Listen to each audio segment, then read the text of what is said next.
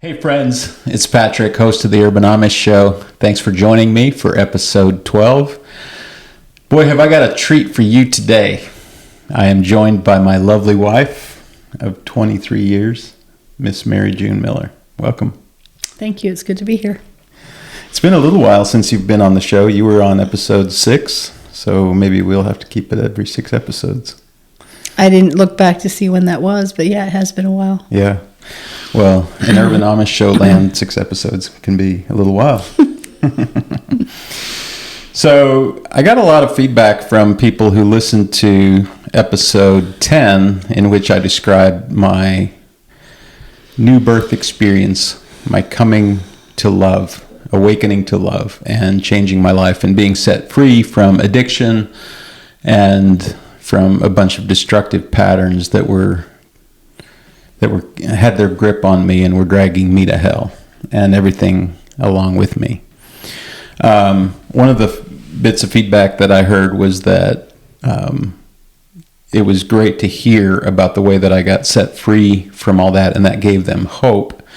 But there was also, they asked that I could talk a little bit more about what I did and what was my journey to the restoration of my marriage and into the life that we live today. So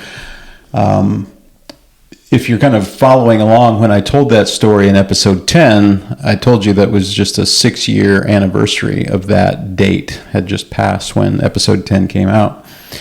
The timeline was that for about a little over a year after my awakening, I knew that at some point I would have to walk through the doors of confession. I would have to walk in the truth fully and let my wife, let people know who I had been. I knew that I had to make sense of that at some point by journeying through that in high level of detail. But I knew that I didn't see the path for how to do that without destroying everything that I cared about. It was one of my first faith journeys after coming to love, was to walk in the tension of knowing that that was going to be in my future, but also being so captivated by this newfound love and presence that I had found that it didn't bother me a lot. Getting found out in my sin was one of my biggest fears for decades. After I came to Christ, I did not fear that anymore. I didn't know how to proceed, but I didn't exactly fear it. I knew that God would take care of it. The verse comes to mind that I don't know the exact quote, but He will finish the good work that He's started in you. He's faithful to complete the work that He's started. He's faithful to complete the work that He started in you. And I knew that would happen, but I just didn't know when. And my promise to God was that I would walk through that door when He made the path clear. And for most of that first year, I lived in a lot of peace. But then about 9 months into my journey in love, I began to lose that peace. I began to once again struggle with anxiety, not sleeping at night. And as I tuned into that, I could tell that what was at hand, what the issue at hand was this issue of confession. It was coming up again, and it was starting to birth itself in my consciousness that I'd have to walk through this sooner or rather than later. That was when I really struggled and wrestled with God about that issue. I still didn't want to. At that point, when I became more aware that it was kind of drawing near, I fought it. The fear came up again, and the shame that I projected into the future on myself became really overwhelming. And there was weeks where I didn't sleep a whole lot. I would get up in the middle of the night and I'd be downstairs on the family room floor, just praying and crying out to God to deliver me. It was I think of it in some sense as a Garden of Gethsemane moment for me before I went to the hill to kind of die in that way. So I wrestled through that for quite some time, and I would say a few weeks. And then at one point, one of the things that came to mind was that this is going to break Mary June. It may break her open into love, like it may break her in a way that brings healing, but I didn't know if it would. I hoped it would. When you love someone, you love them as they are, but you also love the best part of them, the thing that you see that they might become or that they could be. And I think you and I have had that vision for each other even before this dramatic turn in our marriage. I think it's one of the really special parts about being in love with someone is that, because often I feel like it's easier for somebody to see their own shadow parts and not always be aware of what their best is. But when you are in love with somebody, it seems like that is more maybe a gift that is given to the one who loves you. And yeah, I agree with you. I think, I feel that deeply in our relationship. Because you clearly saw somebody in me before I was able to live into that. And you still do. You still see something in me that I haven't yet lived into and am living into presently. And that was true back then. And I know when I was wrestling on the floor with God, I had this vision of you being the woman that I knew you were, in the fully alive, embodied aspect of the divine feminine represented in this incarnation. I knew that that's who you were, and I could see that there was pain that you were wearing like a shell, like an overgarment, and I could see that it weighed you down. And I didn't know how much of the pain that you were carrying, that I could see that you were carrying, was of my doing, and how much of it you came into our relationship with. But I knew that a good part of it had to be mine. And even though I hadn't wounded you in a way that you were aware of, I had been lying to you for 17 years.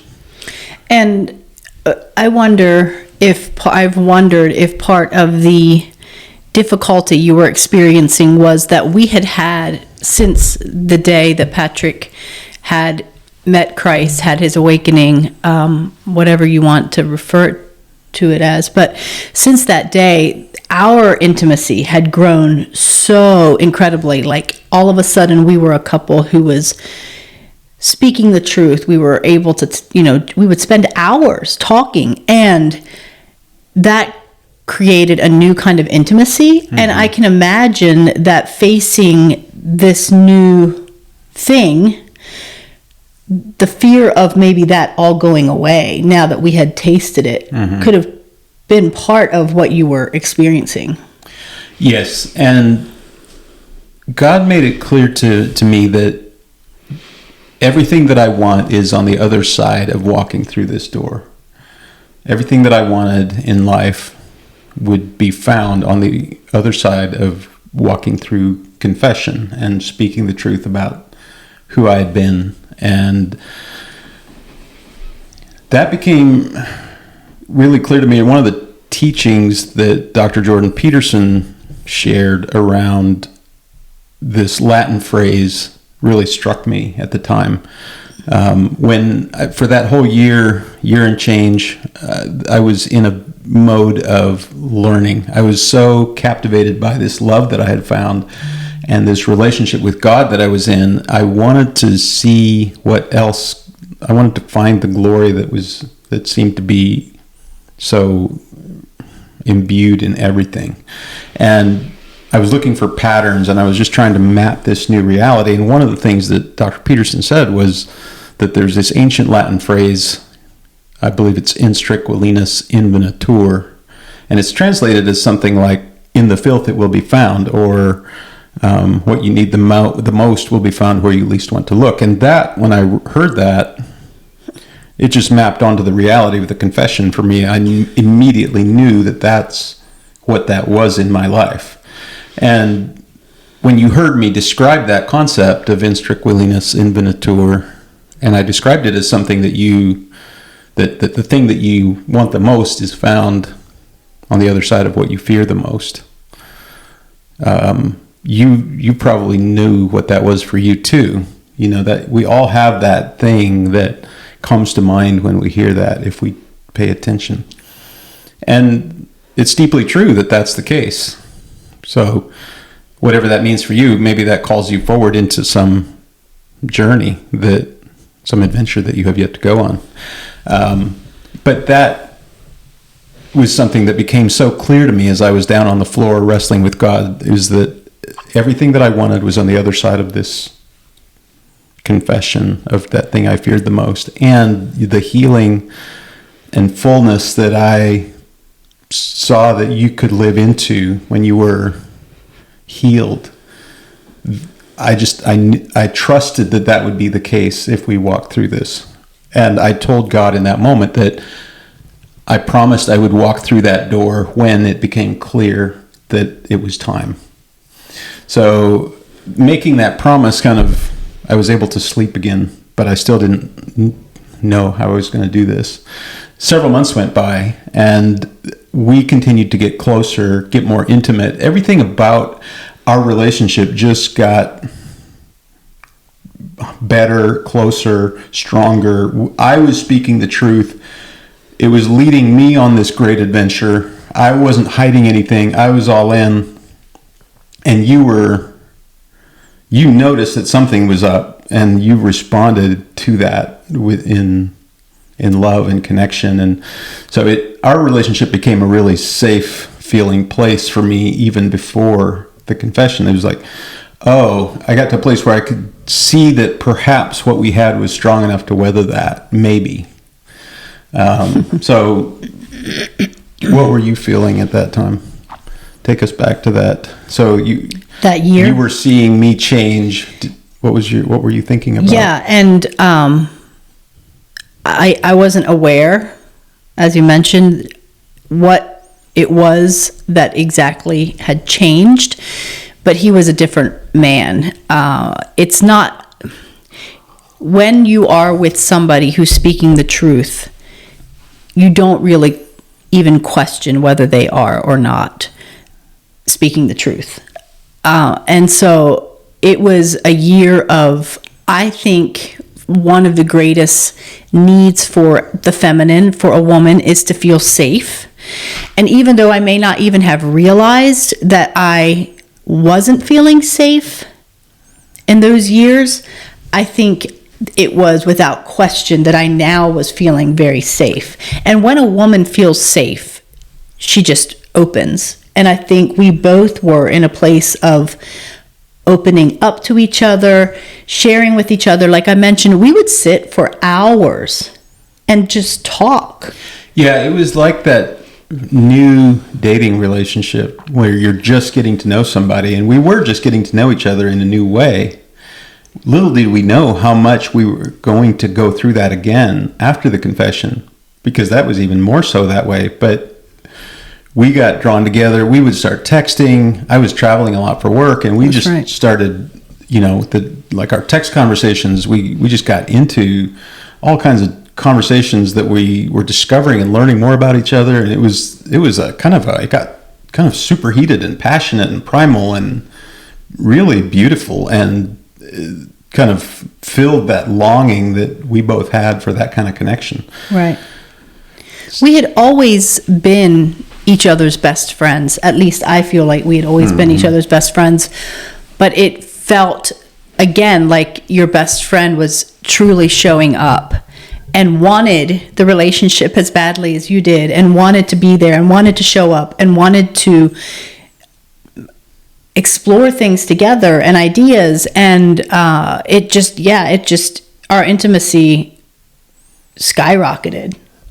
So it was in that context that MJ asked me, she said, I know that you're carrying something, in one of our conversations. So I had committed to never lie about anything. And so in one of our conversations, I revealed to her, as just through the course of not lying, I revealed to her that I had struggled with porn. That was kind of the least shameful confession that I could make of all of them. But I threw that out there kind of to test the waters, I guess, in retrospect, and to see how you responded to that. And you just kind of absorbed that. We talked about it, but we didn't dwell on it. You kind of came to it from a curiosity perspective. I could see that it hurt you, but you were also hopeful and curious because you could sense that I was metabolizing this truth and that I had I think you sensed that I was free in the way that I was talking about it. And so you didn't, at that point, it wasn't like this big blow up or this, we didn't have a fight. In fact, we went to a concert that night. I told you on the way to a concert, and we were so into each other still that we had to leave the concert early because we wanted to come home. Never got to the main act at all. Yeah, we left it. After the opening act. After the opener, yeah. And went back home. So. And I think part of that as well is back to feeling safe as a woman. Even though I may not have I hadn't fully come into the fullness of myself, of my femininity. I had started to realize my worth a little more fully just in that year of being with somebody who spoke the truth. I believe. It's like when you said something, I knew you meant it. I wasn't floundering around trying to find my own self-worth in our relationship. And so when you confess that, my default in the past would have been to either make it about me, make his confession about me, or project shame onto him. And I think part of the healing that came through that year, even though there was a lot more I didn't know, there was a lot more that was going to happen, there was already this starting of, I could take that and maybe compartmentalize it in a way where it wasn't, I could understand that maybe it wasn't, I didn't have to make it about me. Mm-hmm. You could just I was a see very jealous person prior to that for lots of reasons, things that I'm sure were even before our marriage, but that I definitely carried into our marriage. And that kind of had gone away through that year. I wasn't scared anymore in that way. Mm-hmm. Mm-hmm. So when you heard that, you responded you had a lot of grace, you had a lot of compassion, a lot of curiosity. And that evening, I could tell that there was more that we were going to talk about related to that. But, like I said, we went to the concert, we came home early because we were so worked up and into each other that we were going to either escape to the under the bathrooms bleachers or under the bleachers or go home. The next day... It was a great show, by the way. We really, we missed out. Who was it? It was Cody Jinks. I think so. It was a Cody Jinks show. We saw... was it Jamie Johnson? No, it was a Jamie Johnson show. We saw Cody Jinks as the opener. Yeah, so I'm a Cody Jinks fan, so it was fun seeing the opener. So we missed Jamie Johnson. We'll have to do that sometime. Yeah. Go see Jamie Johnson in concert. So the next day, we were talking after I came home from work, and we put the kids to bed, and MJ said, love, whatever you're carrying, whatever else it is that you're carrying, you can let it go. And I remember thinking that for the gravity of the kind of conversation that we needed to have, that we should perhaps have a third party that could help mediate that, whether it's a pastor or therapist or even a close friend. And I said so. I said, well, I feel like we might need somebody here. And your response was I'll never forget your response, and it's why we continued down that path that night. Do you remember it? I think I do. It was the response where I said, I feel like I have been strapped with a Wonder Woman suit by the Holy Spirit, and that let's go. Something to that nature. Yeah, you were like, let's do this.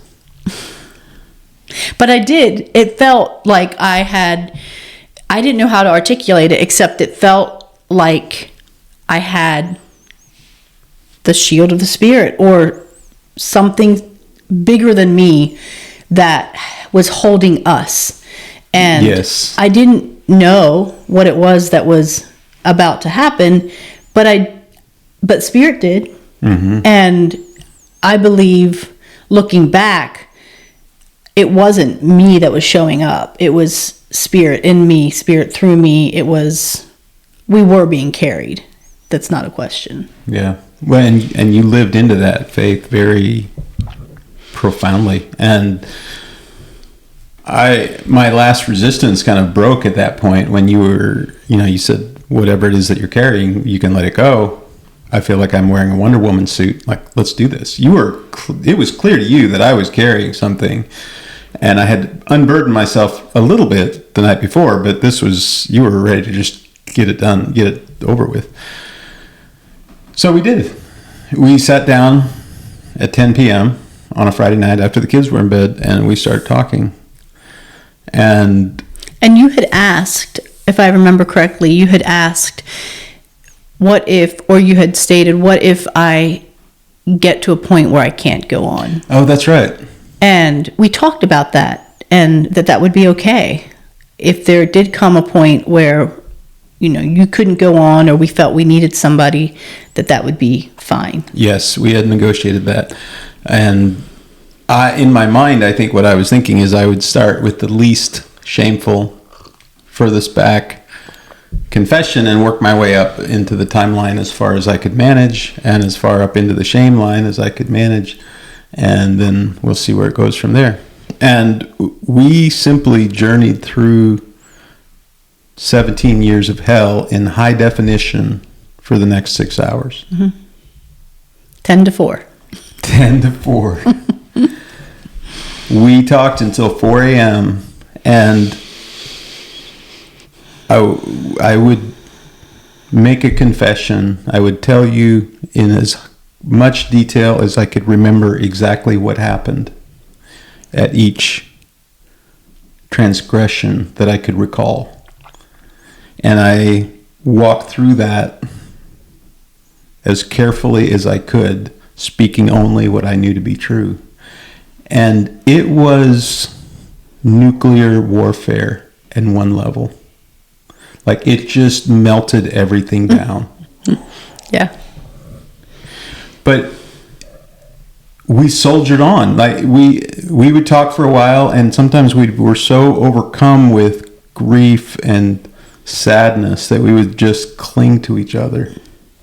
I remember sitting there, leaning forward into you, and you leaning forward into me, and just weeping into each other's necks, laying our head on each other's shoulders and just sobbing and holding each other, clinging to each other, and then getting the strength to go on and praying, begging God for the strength to keep going. And you would look at me and say, "Are you okay? Can we keep going?" And check in. Yes, we would. It was a hell of a thing. One thing, if I can interject just a little bit here,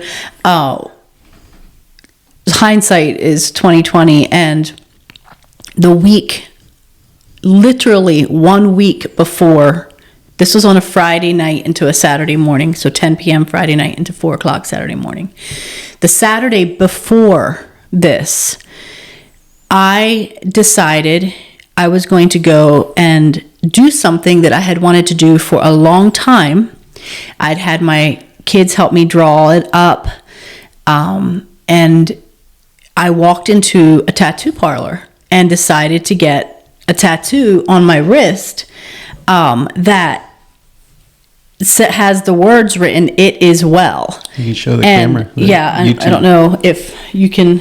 I Maybe you can't can't really see it. turn my Yeah. arm that well, but it's inscribed within a triangle, and the triangle for me describes the Trinity, as well as Patrick and me and God in our unity. And when we are in that unity, it is well. Mm-hmm. So this had been the Saturday before. It was barely healed.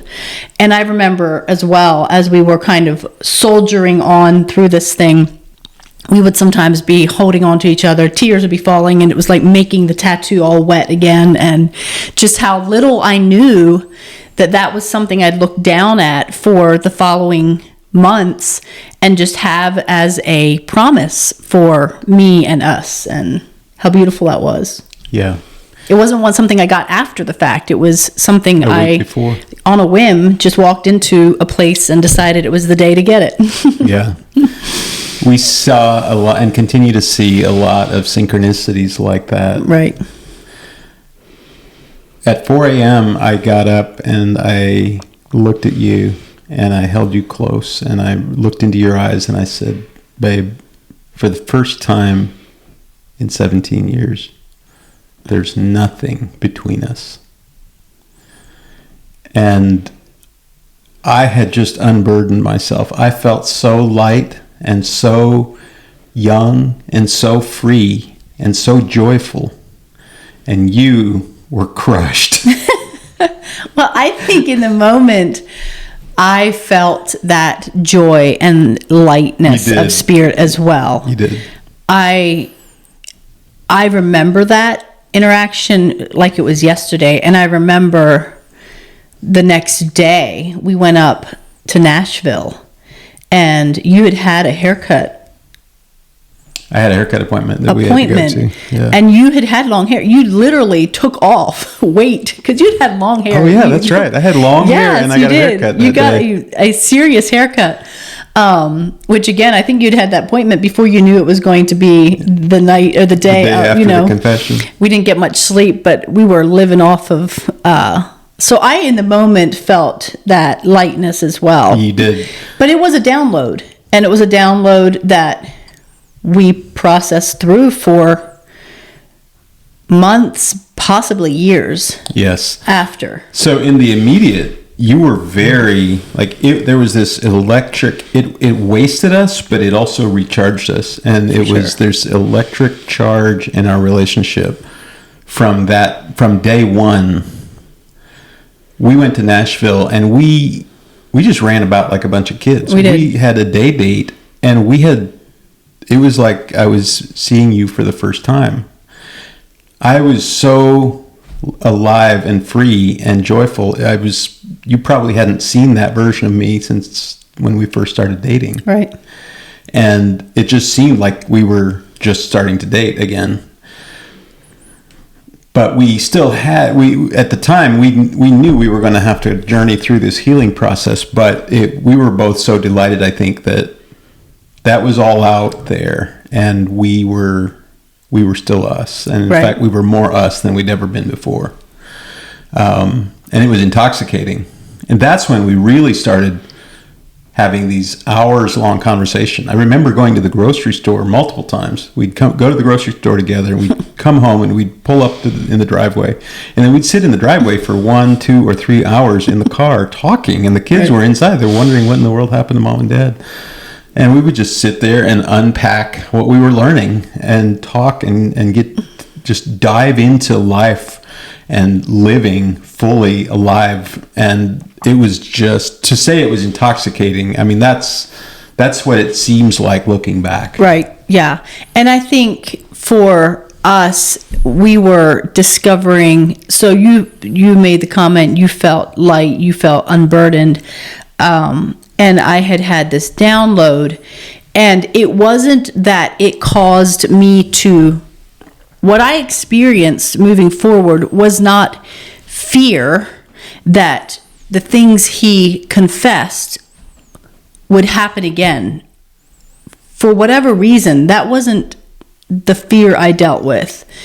The things I had then to unpack was, the lies that were tempting to believe about what it meant about me, I think is what, well, I know are the things that I got to walk through, got to face, the fears I got to face there then.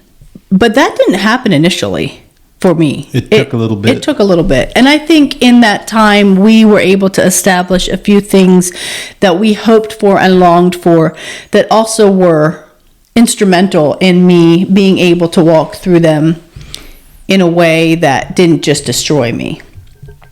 Things like we soon found that it was helpful if we both enjoyed to have a space in our marriage where we could be open about what each of us was hoping for and desiring, and each of us was fearing as well. And we also had pretty early on made the commitment to not shame each other ever again. That was like a non-negotiable in our relationship. Yeah, we knew that shame did not have a place in our relationship. Right. I want to spend a little bit of time circling back on your comment about what we talked about relative to our fears and our desires. I remember soon after the confession, we had that conversation where we were trying to come up with a model for how we would walk through this together and what some of the patterns were that we could live into to restore trust and rebuild our marriage. We worked with, we didn't go to therapy right away, but we did have some people around us who were supportive, right. Some friends, and some of those friends had some training in this kind of help, in this kind of work. And that was key, being able to share, very openly with them, from basically day 2, just bringing some people into our circle and letting them know what we were going through. But as we were looking for these models to rebuild our life around, one of the things that we settled on was this idea that if we spoke the truth about our deepest fears and our deepest desires, mm-hmm. and we held space for the other one to do the same, and we fostered curiosity and wonder at those desires and fears rather than judgment and shame, that we would be able to rebuild our marriage. And I think there's something very true there, that if you know someone's deepest fears and their deepest loves, that you know them, you know their deepest motive forces and the things that capture their heart and the things that make them turn into, this frightened child. And seeing that in each other, and then being able to bring it into the light and talk about it and exchange with each other these bits of gold from our souls. It was the gold that came out of the fire. Right. And just to get really practical, one reason why, or one example of why we found this so beneficial in our relationship was, for example, I may bring up a desire of mine.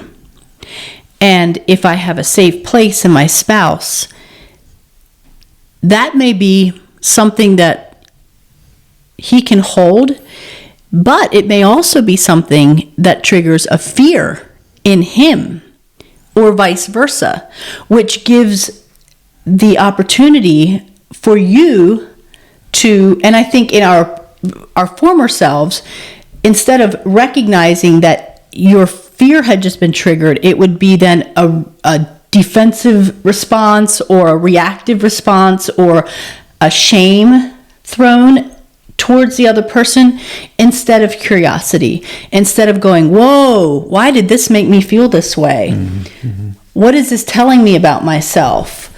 And being brave enough to confess it without shame towards yourself or me. And so it was like being willing to hold up a mirror towards each other in a pretty profound sense. I feel like that was one thing that it showed me was, yes, to be able to have the safe place was one thing, but also then to be able to recognize if it was a fear that came up in me from something that you were brave enough to say, or vice versa.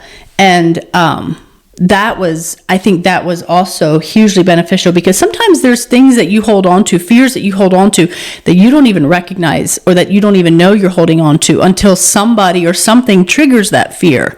And even then, if you're not curious enough to go, why did that make me feel that way? And just go fight or flight and just like react, there's not a way to walk through that. Yeah, and we had to do that in every area of our marriage. Right. When it came to money, when it came to our relating to each other, when it came to relating to our in-laws and our parents and our kids, all of those dynamics had these aspects where there was, here's something I want. Oh, that makes me feel X, Y, or Z. Here's something I'm afraid of. And those conversations are really what I look back on as kind of helping us wander our way through the desert into the promised land in our relationship. And start to build a new foundation. Mm-hmm. I believe they were also foundational blocks for this new relationship we were entering. Absolutely. So we spoke our fears and desires to each other. We held space for each other. We invited each other to really be themselves and show up. What have you now, 5 years after the confession, when you look back, what other patterns stand out to you that we lived out the past 5 years that have brought us to the place we are today? Is there anything that comes to mind? Well, speaking the truth, it's definitely something we've continued, and it's something that has become a family code. It doesn't mean that it's not just saying a lie, but it's saying what you need to say and being brave enough to say what you need to say when you need to say it. Even the hard conversations. There was something else I was thinking that just left my mind. One thing we also, through this confession, as Patrick and I, and we'll probably touch into this a little later or maybe in another episode, but as Patrick and I started to understand how incredibly powerful the confession was in our life, one pattern we took on was that we would celebrate confession in our home. And we made that explicit to our children. Mm-hmm. And that is something I think is a pattern that has been hugely beneficial in our kids' lives, in our lives. And it doesn't mean that every confession is going to be some big, massive, nuclear thing. It could be, I'm feeling a thing right now, and I need to talk about it. I need to confess this. I'm not sure why I'm seeing the world this way or why I'm experiencing it this way, and allowing other people to speak into your lives. Or, you think of when something is not as it should be and you don't know how to talk about it, or you don't know how to make sense of it, and you just keep it inside, but it's not something that is beneficial. It will grow unless you learn how to make sense of it, talk about it. Even if you haven't quite figured it out, bringing it out through your words at least breaks the power of whatever it is in your life. And that's a pattern that we definitely, I feel like, have been able to see huge benefits from in our family. Absolutely. And this is one of those areas where we talk on the show about times when it turns out science maps really nicely onto the spiritual truths that we can find and learn from in the Bible. The Bible, there's these patterns that cohere, and there's this idea of confession and repentance in the Bible, and that leads to new life. It leads to transformation. It leads to eternal life, the life in Christ. And why confession? I used to think of confession as something that was filled with shame, as something that, if somebody in our church sinned and they got found out, the preachers would make them stand in front of the church and confess their sins. Of course, they were just kind of a beatdown or a shaming. But confession can also be this function of mapping our way to the truth and speaking out the things that are not as they should be and investigating that with our language. And by doing so, we can navigate to the truth, to the light. And because we can listen to what we're saying, and we can test to see if it's true, if it feels true, if it looks to be true, and if it aligns to the true and the good and the beautiful. And so that confession orients us in the world, orients our nervous system and our perceptual systems onto the reality that we're in. And when we practice a confessional life, we're always confessing those things that are not as they should be. And we're aware of the patterns. We become aware of these patterns that aren't serving us, that may need to get burned away, it may need to be let go. And well, what do we do with that? We confess, we talk about it, and we find our way through it, and it transforms our thinking. The word repentance is translated from the ancient word metanoia, which is a transformation of the mind, different way of thinking. And we can heal our minds by following this pattern of confession and repentance. That, I think, is one of that pattern, as it's played out into our family, has been one of the core things that's changed our family for the better. One of the things that Mary June said soon after the confession was that we can share this with people when I'm ready. What did you say to me? Yeah, I fairly quickly felt like, as much as I was a part of this story because I was his wife, it wasn't my story to share. It wasn't my story to tell. And I think we talked about it, that if this is going to be a story that we ever take public, we didn't owe anybody anything. But if you ever felt that it would be beneficial for you to talk about it to anybody else, that it would be on your terms, whether it was to the kids, to my parents, to the public, anybody, it was going to be something that was going to be initiated by you. Yeah, I think I wasn't sure what you were going to do with the confession. I wasn't sure if you were going to turn around and scream it from the rooftops, or if you were going to run home to your parents, or if you were going to... And you gave me, after the confession, one of the first things you said to me is, I know this gives you grounds to leave. And I think you even said, I'll find you an apartment, or I'll find myself an apartment if I made it you clear want that I me to released leave. You if Right. you wanted to go. Yeah. At least, whether that was temporarily or whatever. I just wanted you to know that I knew that you had grounds to do that. Right. You chose not to. Well, like you said, there was a glory that happened that evening, that night, those 6 hours. And I love the definition of glory that our pastor in Tennessee would say. He would say that when there's glory, that means there's something magnificent going on. And we have had this year of closeness that it didn't cross my mind that was going to be something in our story. Yeah.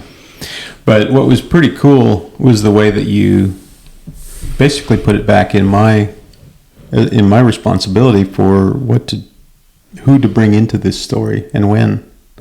To include your parents and your family and our kids and all of that. And I wasn't immediately sure, but several months later, it became clear to me that I would need to talk to the kids about this. At first we talked to your parents and my parents.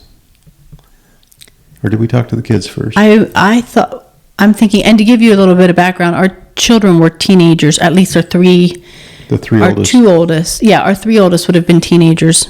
Our fourth would have been just a little bit younger. But I was thinking we spent a vacation in May, and then we were with my family in June or July. But I could be off on that. One night at dinner, we went out to eat. We were on vacation, and we went to dinner. And I told MJ, I said, tonight's the night that we tell the kids.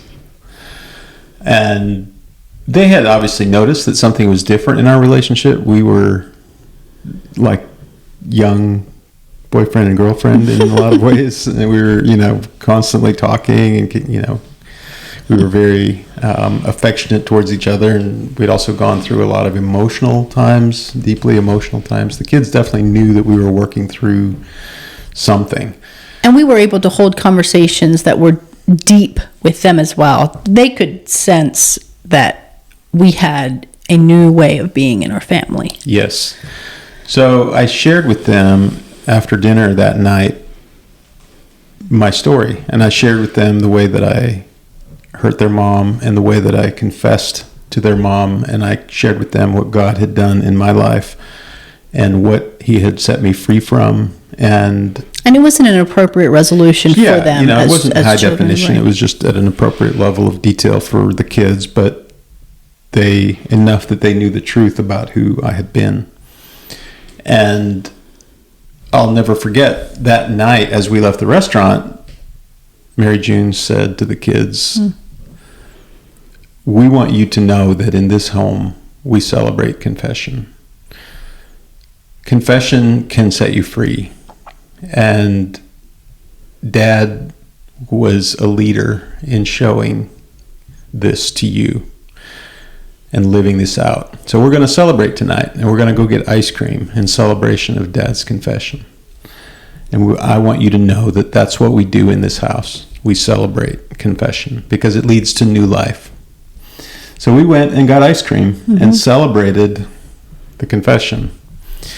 And that really, you didn't know how big a deal that would become in our family, how important that was for you to say. It did not take long for us to start having conversations with the kids, that they would come to us and say, hey, I'm struggling with this, or I'm hurting in this way, or this is something that I feel stuck in, and started to have some really deep and true conversations with our kids as they were in their young teenage years and dealing with everything that adolescents deal with. And then you would do a 2 a.m. Taco Bell run. Yeah, I remember one night where that was true. I mean, we got through something really tough, one of the boys and I, and it was 2 a.m. and we were driving around talking and confessing and praying and working our way through some stuff, and it was 2 o'clock in the morning before we were done with that. So we stopped at Taco Bell and we celebrated that confession, and then we came on home. It's been a pattern that we've lived out in our family, and it's part of the ethos of our home, and it governs all of us. This is what we do in our family. We celebrate confession, and so we live in confession. We speak the truth to each other. We seek the best for each other, and we hold each other to this law of love that we seek to live in. After we brought the kids into the story, we brought our parents into the story, and we started kind of inviting people to walk through this journey with us. And God started there was just these, I thought that if I get through the confession, that I would be through to the promised land, that would be the final step of my transformation. And it's hilarious now to look back 5 years ago and think that I thought I was done. And it was merely getting just started. Just getting started. The transformation is still not complete, just so you know.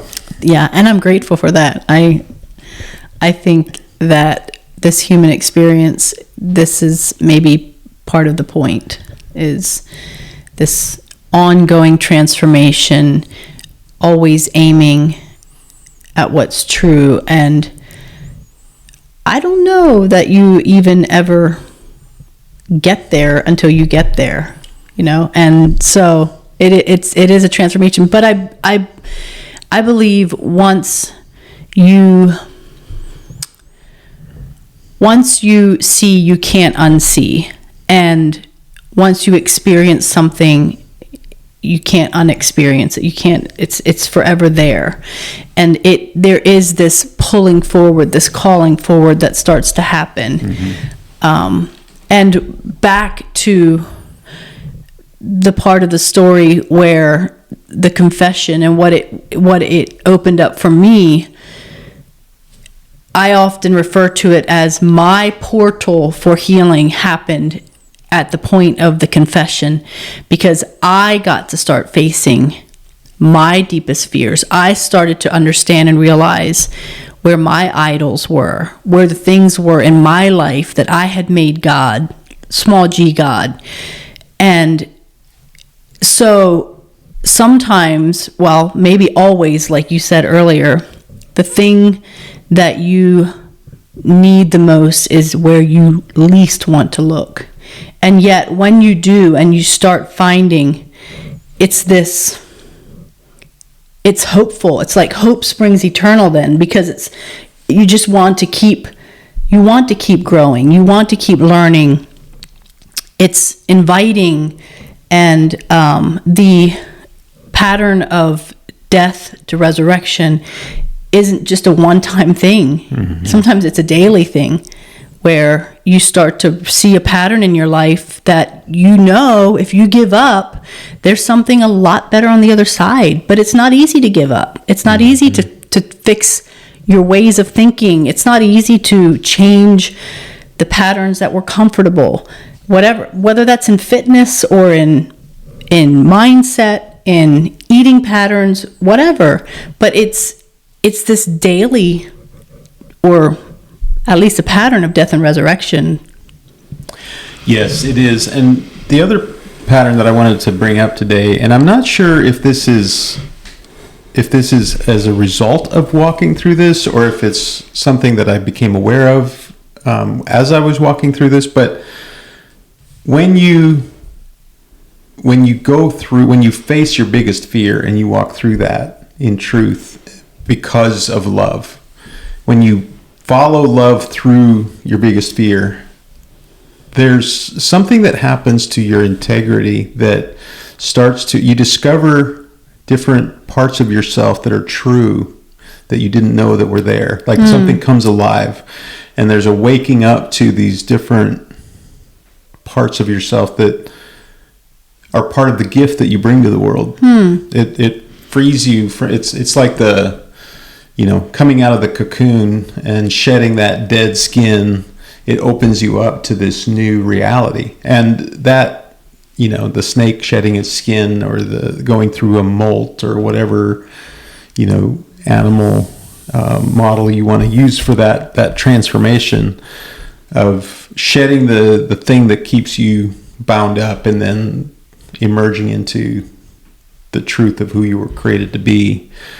That continues to happen at different points in your life, but there's these step changes that you can look back on and go, oh, well, when I faced that fear, like, this thing just started coming off of me. And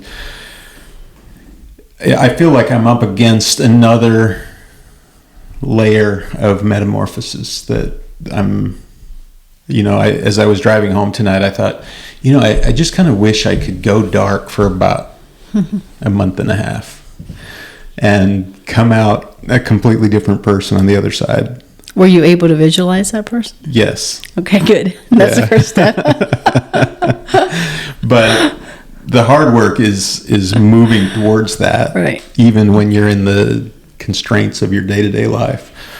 Because it feels like I just want to turn my phone off, and I just want to, not open my computer and go out in the woods for a month. Silence retreat for a month. Exactly. Yeah. And just face these things.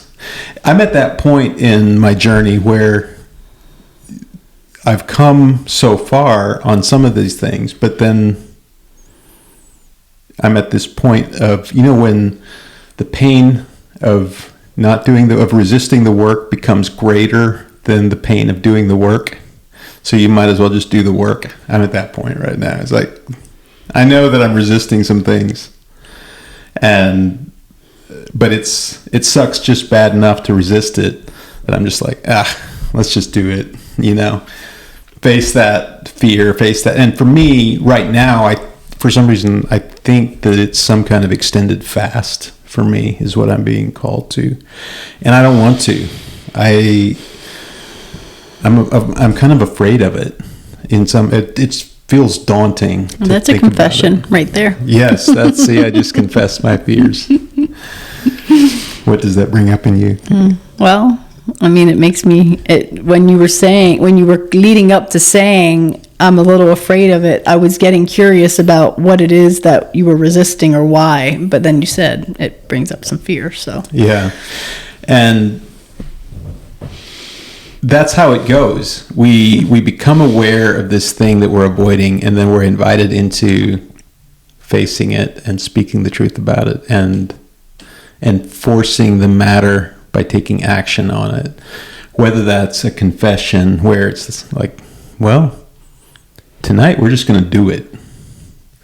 Or, one day it's like, okay, now I'm someone who gets up early and goes to work out in the morning. Now there's this forcing factor that just is, there's like the flip of a switch, and it's like, I'm this person now. It's non-negotiable.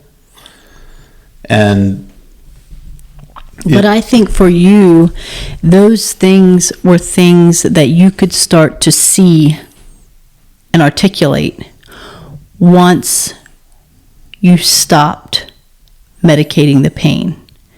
Once you stopped, when you were healed from, when Christ met you, when you met God's love for you, and you were no longer using those addictions to medicate whatever it was. Was it a fear? Was it a longing, a desire, something? Then you could start to see the patterns. Then you could start to see the other things that were hindering you in your life. And that is the continued transformation. Yes. Things become more and more clear once you start the process. Well, yeah, and once I was no longer bound by this sin, this chain that was around my neck and just had me like constrained. Once I was free from all of that, the chains fell off. Then I actually could picture a future that I wanted and knew that I could show up to be the kind of person that could live that. Before that, I always knew that I would let myself down because I knew I wouldn't get to that place. Even if you knew you weren't where you wanted to be or could be, you were almost not able to even picture what it was that you could be or wanted to be. And getting a vision for what that is and wanting that and being drawn towards that. That love for that future state is what pulls you forward through that forcing function of flipping the switch. And, like the love for what could be has a stronger charge than the thing that holds you back. Right. And keeps you from taking action. So I am coming to the awareness that it really takes falling in love in order to change. You have to fall in love with God. You have to find yourself in His love, in God's love. Find yourself, be able to see through Christ's eyes and see that you actually are in union with God, and that what that means is that you can see yourself more the way Christ sees you, and so you see who you could be, and that it makes you want to step into that, and the love for that actually pulls you forward through that, through the things that hold you back. So those are some of the patterns that we use to walk through the immediate aftermath of that. And I just want to talk a little bit as we wind down the conversation about where we have arrived today, 5 years after the confession. You didn't leave. We worked through this with some friends and then with some therapy And I will, just to be really clear, there were definitely months and even possibly years of deep, dark work.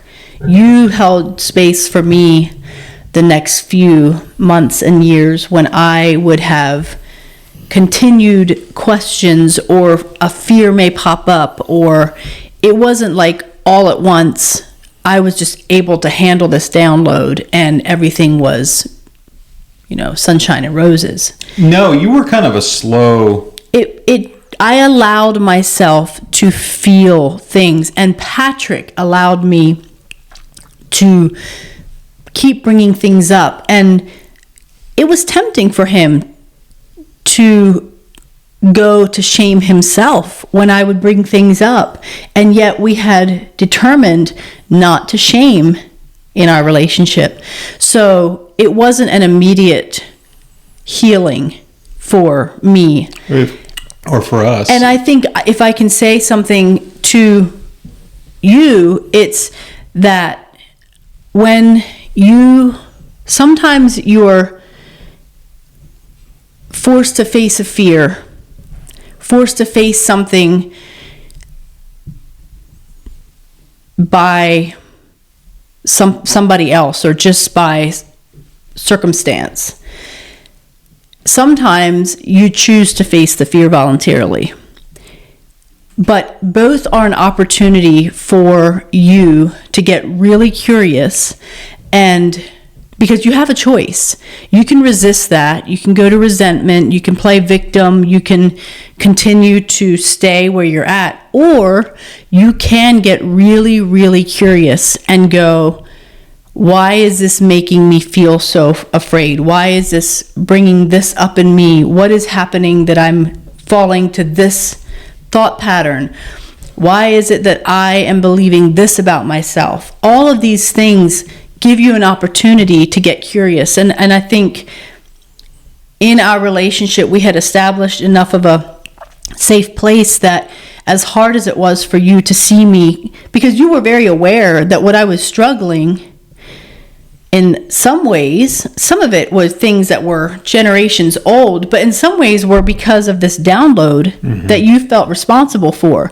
And yet for you to be brave enough and man enough and strong enough to hold that for me and just allow to be grounded for me to just wave after wave after wave unload as well is what is also a pattern of healing in our relationship. Absolutely. And you activated that to a certain extent, or you brought my attention to that in a really profound way. This issue of the need for the masculine to create and be a strong, solid container for the feminine to flow into and be in that state of flow. You called me higher on that front. You said, "Hey, I'm working on embodying more of my feminine energy and and that's the way I want to show up in the world." And you had done this work to understand that if you do that and I remain in my feminine energy, this wounded masculine feminine energy, that would make the two of us in our feminine energy, and you were wise enough to see that there would be no charge in that, no spark, no polarity in that, and you brought that to my attention. And it activated this desire in me to become more masculine, to create that container, to be more grounded, and to continue my healing journey. And you became this, at times, what felt like an insufferable blowtorch of truth to me. You brought so much truth to me. And sometimes that truth just peeled the paint. I mean, it just melted the steel. It was so I think hot. I believe that I saw the groundedness in you, and as I was leaning into my own healing, I was aware that was what I needed you to step into. That's where I needed you to be a strong, grounded person for me, and you showed up. That's who showed up. And I think it was there all along. You maybe hadn't stepped into it or didn't know how, or, well, who knows? It's complicated, right? Yeah, but I would say the first 3 years were the most intense healing, like where it was frequently disruptive, frequently difficult, frequently volatile. We felt disoriented. Yes, I had gotten free from the chains of slavery in Egypt, to borrow the Old Testament story of the children of Israel. And my delivery from my addiction to porn and illicit sex was not my entry into the promised land. It was my coming into the desert where I would be shaped and where we would be shaped. We kind of wandered around there a little bit. We wandered around the desert for some time. And it feels to me like we are now stepping into the promised land. And that's what I wanted to end this conversation on, was a note about what does the promised land look like if you go all in on this story of God's love, and if you make that the thing that you throw yourself onto, and you go, this is the way I'm going to live. I'm going to live this sacrificial love. I'm going to speak the truth. I'm going to go all in on this story. What is it that manifests itself in your life? What's the kingdom of heaven look like from your perspective? Wow. Well, I think it was this morning I sent you a text where I find myself waking up recently and just overwhelmed by the peace that I feel, and like deep peace, not peace I'm trying to formulate or fabricate, but just this deep settled peace. Does it mean circumstances are perfect? No. Does it mean that everything is as I would hope it is? No. But it's okay. And I'm more aware today of the love story that we're embedded in as humans, and that we don't need to run around and strive because of fear of condemnation. It's just love story. Mm-hmm.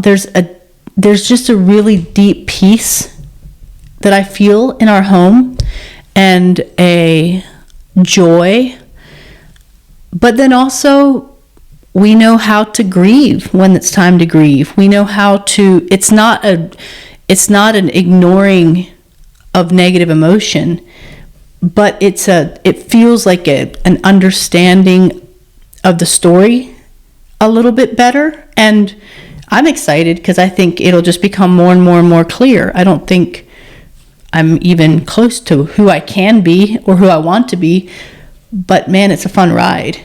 Yeah, I was thinking back even 6 months ago, soon after we moved to Ohio, some of the conversations and fights that we had, some of the hurts that we were dealing with, and what a different place we are in even in those 6 months. Even we've come through a lot in the past 5 years, and certainly in the past 6 months.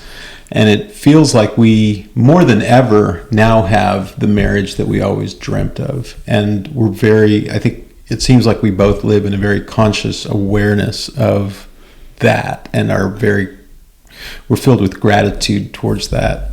Yeah, I agree. You're pregnant. Mm-hmm. It'll be a 15-year gap when the baby comes. You see me kind of sitting up here because she's really pressing, but yeah. Is she okay? She's okay. How long till she comes out? We've got 13 weeks. 13 weeks till she makes her appearance. Our human experience. And this baby is, because of all of our whole story, this baby is very much a redemption story for us, and a little love child here at the end. They were all love children, but here's one, a late comer. But I think we're very aware that our marriage is the kind of marriage that is rare, and it's available, but it's rare because of the vulnerability and nakedness and commitment to selflessness that it requires to go to be in union with God and with each other. And we don't do that perfectly, but we enjoy the profound benefits of doing it even as imperfectly as we can. Mm-hmm. I dreamt of having this kind of relationship where we are becoming not only best friends, not only lovers, passionate lovers, but we call each other forward. We see the best in each other. We call out the worst in each other. And we're overjoyed for each other's successes, right. And we grieve at each other's losses, and we're just together. We're in it together. Right. And I used to feel, which it's funny because I don't even know why or what brought it about, but I would feel an underlying competition between us, which just seems silly now. Would you agree? Mm-hmm. Totally. And I can't find it anymore.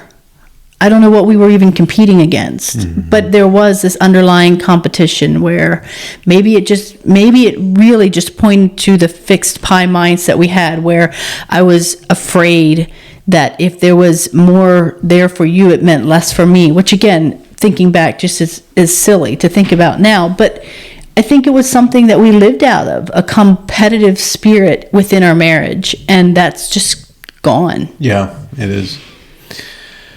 Well, this has been a fun conversation, a hard one in some ways, but we've really worked our way through this story. Like I feel like we can talk about this without a lot of negative emotion coming up at this point.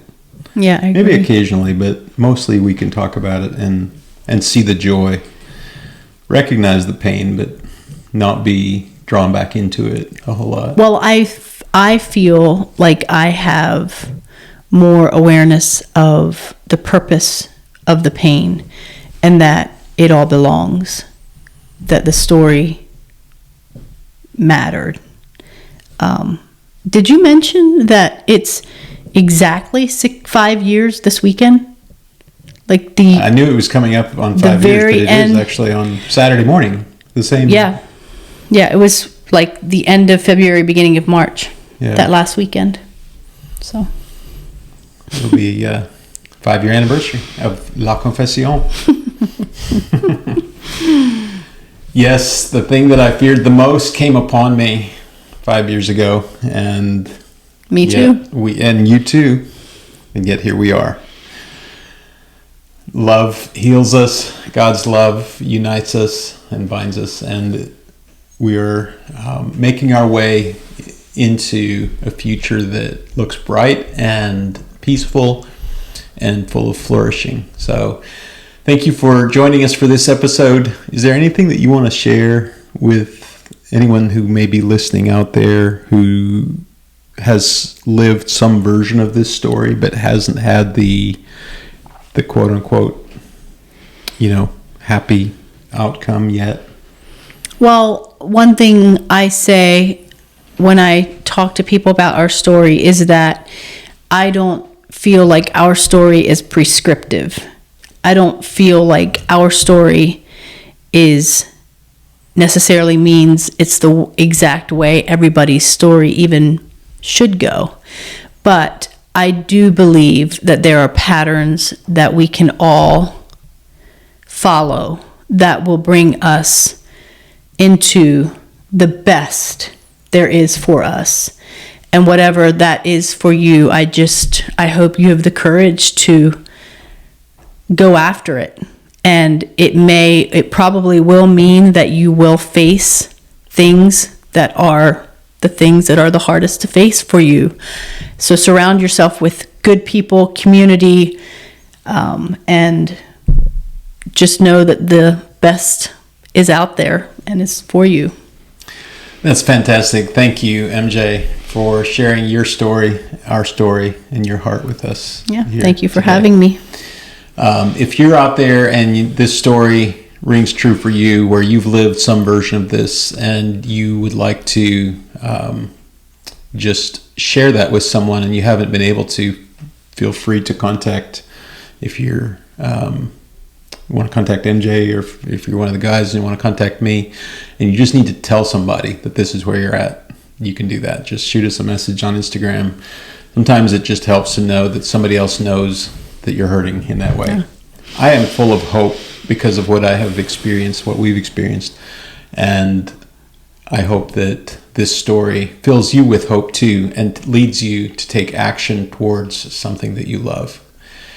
If you would be so kind as to share this with someone that you think may benefit from it, that would be very much appreciated. Subscribe to this show on YouTube, or connect with us on one of the podcast platforms, or come visit me on Instagram at Urban Amish. That's urban.amish on Instagram. Thank you, my lovely wife, for joining me. You're welcome. Thank you for having me. Yep.